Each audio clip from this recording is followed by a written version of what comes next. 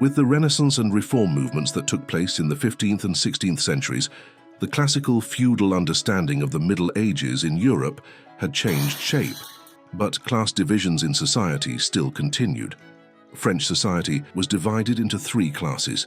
First-class clergy, the second class was the nobles, and the third class was the people, consisting of bourgeois, peasants, and workers. There was no problem in dividing society into classes. The problem was inequalities between classes. Peasants were in the most difficult situation among these classes. The villagers were farming, but 80% of the land they cultivated did not even belong to them. Moreover, the mills, wineries, and bakeries necessary to turn the harvest into products belonged to the nobles, and if a peasant wanted to use one of them, he had to pay the nobles. The bourgeoisie, on the other hand, consisted of the masses of people who became rich through the Industrial Revolution, increased manufacturing, maritime trade, and banking. However, although the bourgeoisie became richer, they could not gain any political power, and paying taxes like the peasants made them angry against the government and the upper classes. Nobles were wealthy people from medieval feudal lordships. The nobles had incredible distinctions. They had privileges such as being exempt from most taxes, employing peasants as servants, and benefiting from civil service. Moreover, in the following years, obligations such as if you were nobly, you could work in the state were introduced. In short, there was no such thing as working for the nobility and upper classes. Prince Louis became King Louis XVI of France in 1774. It was clear that King Louis was not someone who could rule the state. Moreover, France was in a difficult economic situation. King Louis realized that he could not rule the country. It was very easy to fool King Louis. Moreover, he was such an ignorant king that if you lied to him that you would lower the dollar when the economy was bad, he could make you Minister of Treasury. Of course, King Louis was not the only thing that started the French Revolution. In fact, until the 1770s, France was a rich, prosperous, cultured, and beautiful place, so much so that the population doubled between 1715 and 1800. A larger population created a greater demand for food and consumer goods. The discovery of new gold mines in Brazil led to a general increase in prices in the West from about 1730, meaning abundance and wealth. From about the 1770s, this trend slowed, and economic crises that led to alarm and even riots became more frequent. However, what the nobles and clergy ate was in front of him, and what he did not eat was behind him, because there was no tax on them. They were having fun every night and enjoying life. Meanwhile, peasants and labor workers, who made up more than 85% of the population, were starving. There were rumors of rebellion going around, but the nobles considered it impossible for a rebellion to occur. So, are these poor people going to oppose King Louis? It was a comedy. While the people were in such a difficult situation, King Louis joined the American War of Independence. Of course, war was expensive. France poured resources into supporting American colonists against Britain. This deepened the current financial crisis in France, leading to higher taxes and economic difficulties for the population. Because of this burden, resentment against the monarchy also increased. In fact, King Louis's aid in American independence was the same as shooting himself in the foot, because French thinkers were influenced by American ideals of freedom and self-government. The success of the American Revolution encouraged calls for reform within France's own absolute monarchy. Thus, the ideological infrastructure of the revolution was formed. Concepts such as equality, freedom, and fraternity, which would become the main slogans of the revolutionary process, had already reached large masses through the pens of these thinkers. Therefore, the most important point that brought the events that would take place in 1789 to the revolutionary level was the intellectual groundwork prepared by the writers of the Enlightenment period. After the war, a major economic crisis began in France, so much so that the nobles and clergy cut their expenses, and of course, all the costs fell on the poor people again. This is how society always works, in the past and now. You ask why? Of course, it is the people who accept it this way.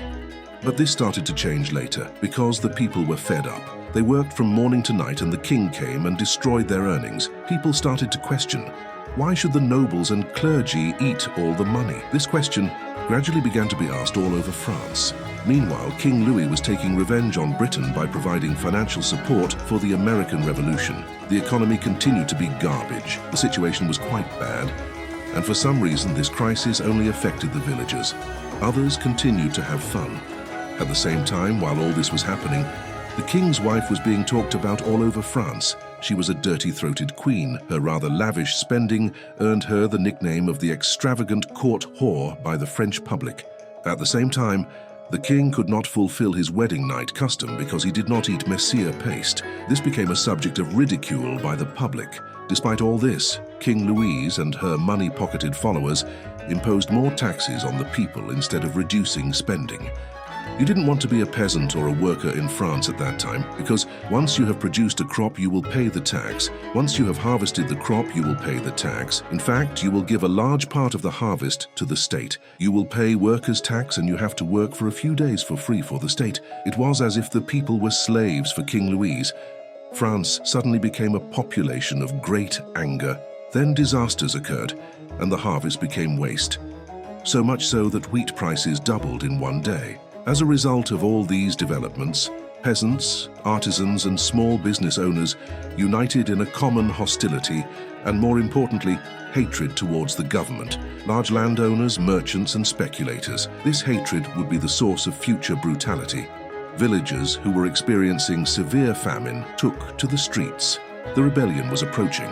While they lived in hunger and misery, first- and second-class citizens were in a state of pleasure. That's why their anger was growing day by day. The king announced that he would impose a new tax law to improve the economy. However, this time the nobles rebelled because they feared their rights would be reduced. The king decided to compromise to suppress this rebellion. That's why he established a fake parliament. But people did not like this assembly.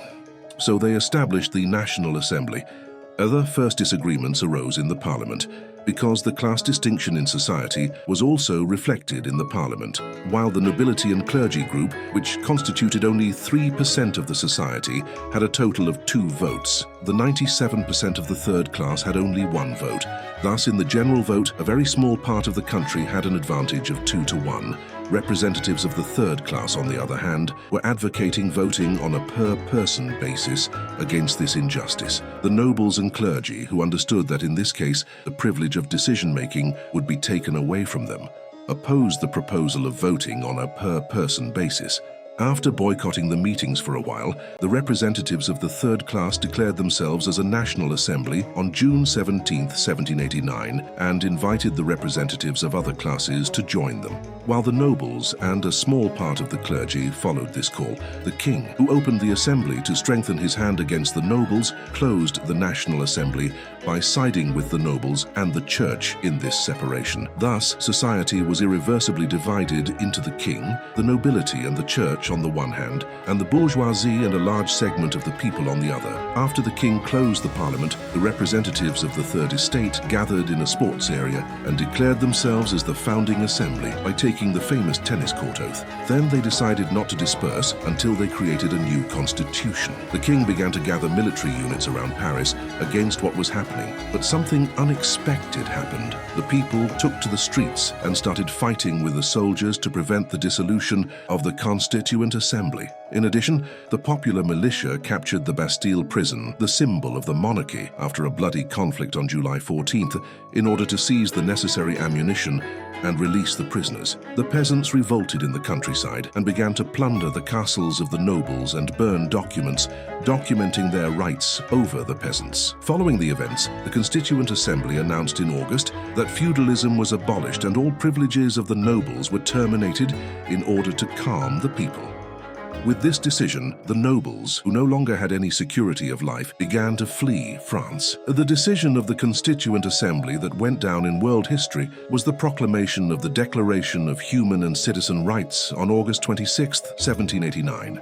In the Declaration, which started with the emphasis that people are free and equal, the rights to life, liberty, property, security, and resistance against oppression were declared as the natural and indefinite rights of man. While all these events were taking place, King Louis XVI and Queen Marie Antoinette were living a life isolated from the public in routine ceremonies at the Palace of Versailles. In fact, this disconnection had reached such a degree that the king wrote in his diary that nothing happened on July 14th, the day the Bastille was stormed. Following the developments, the king, who was already indecisive and timid, had to accept the Declaration of Human and Citizen Rights imposed on him by the National Assembly.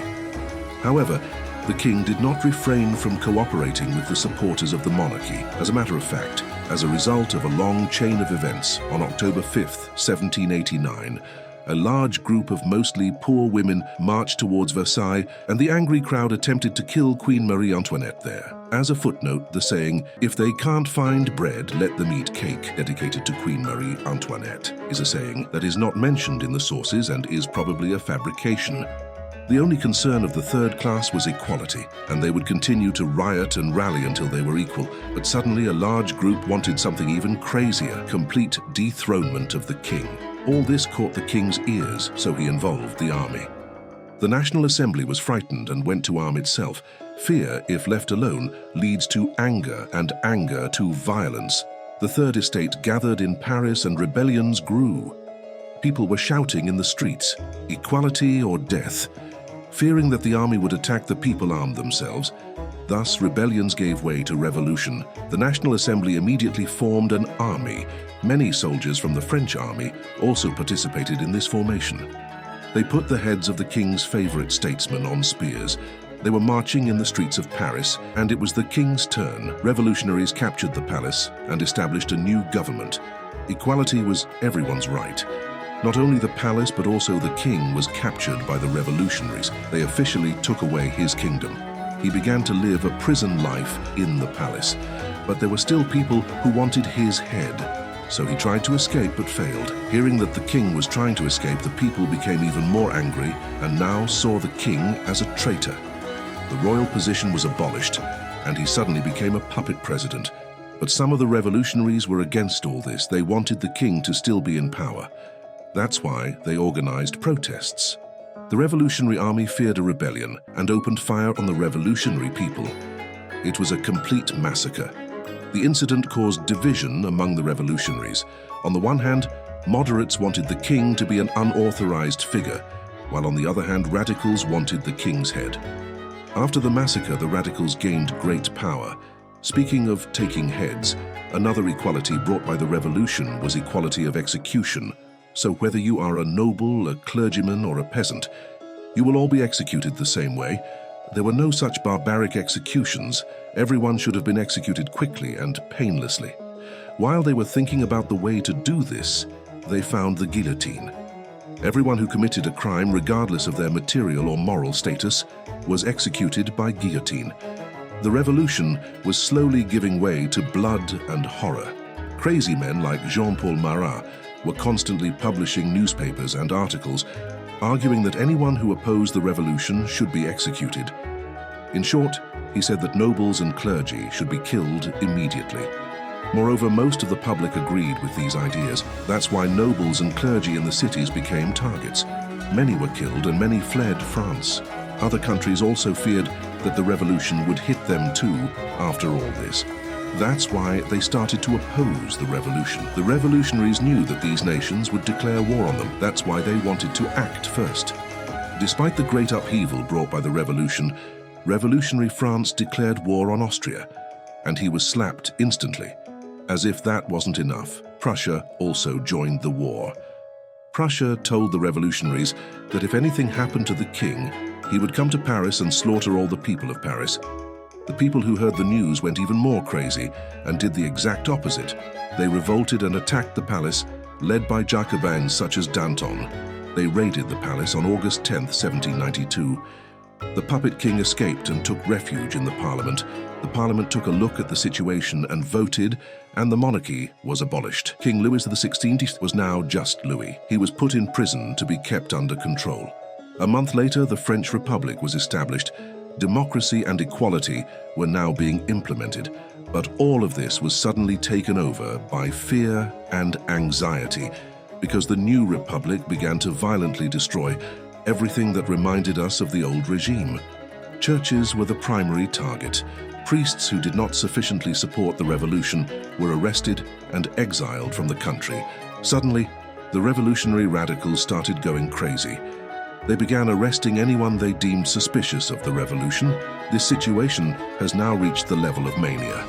If you were eating meat before the revolution, then you would be arrested. If you are rich, noble, or a clergyman, then you will be arrested. Suddenly, the dungeons became home to nobles and clergy. It's a terrible situation, but stop, there is worse. When the French army went to war to defend their country, the cities were left without an army. Hearing this, Jean-Paul Marat immediately said that the convicted clergy and nobles should be killed. So the frightened people raided the prisons and executed nobles, priests, and others on sight. Even women and children were shown no mercy. This massacre echoed throughout Europe. Everyone was saying, "Was is this freedom and equality?" When Austria and Prussia defeated France, they began to make plans to restore the king to the throne.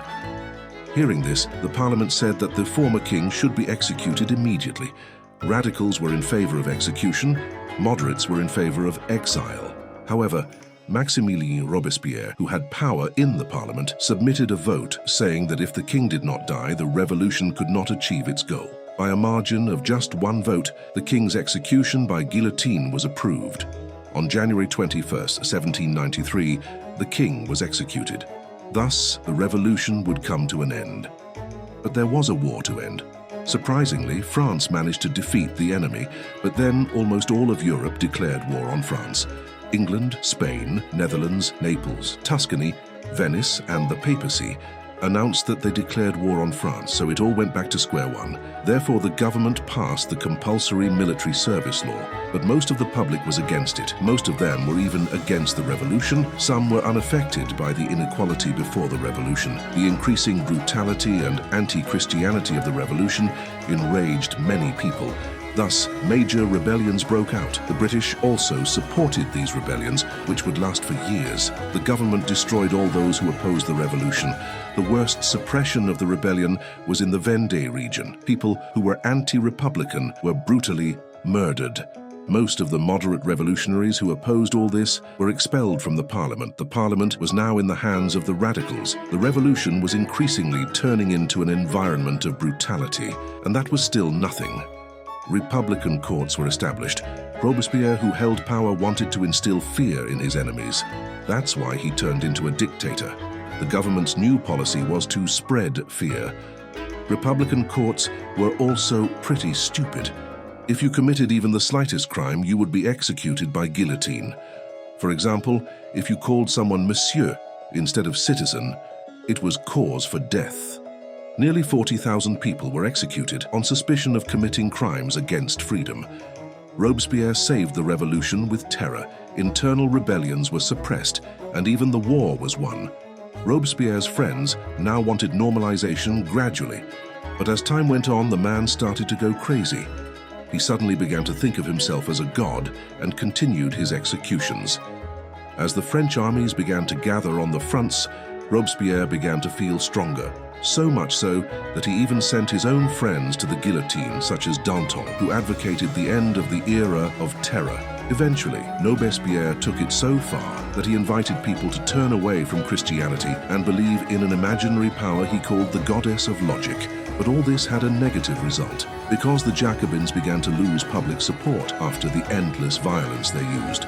Robespierre, who had a paranoid personality, was finally stripped of his powers by the parliament when he accused some MPs of being hostile to the Republic. He was then accused of treason against the Republic and executed by guillotine. The era of terrorism is also over. This is where many historians write that the revolution is over, but the revolution continued for another 5 years. During these years, the period called the White Terror began. Thus, most of those who led the revolution through terror were executed. The newly established government was moderate but ineffective and weak. It was in this environment that a big name emerged, Napoleon Bonaparte.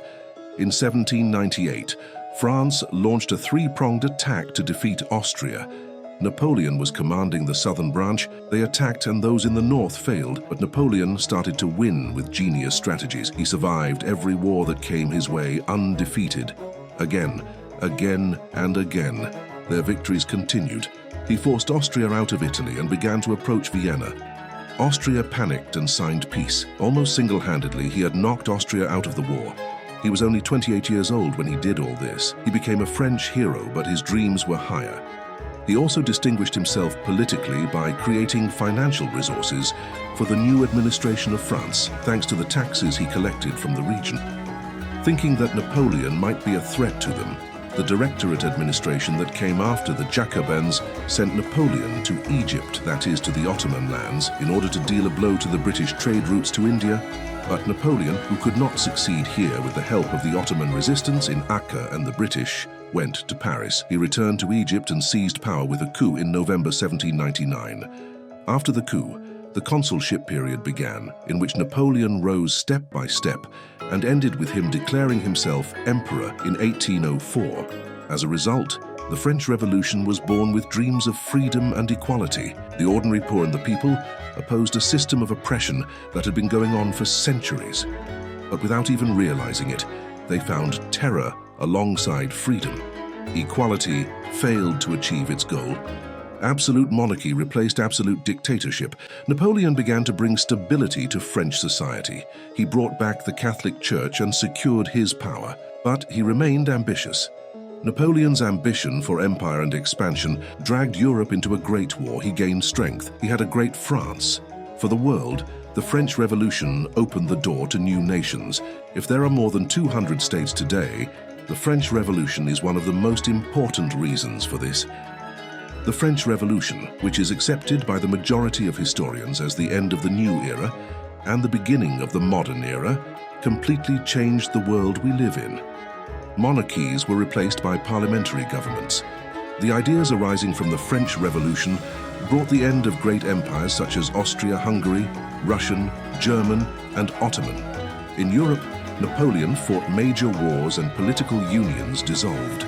This chaotic environment laid the foundations of World War I. Still, the French Revolution was an important victory for humanity in terms of equality and human rights.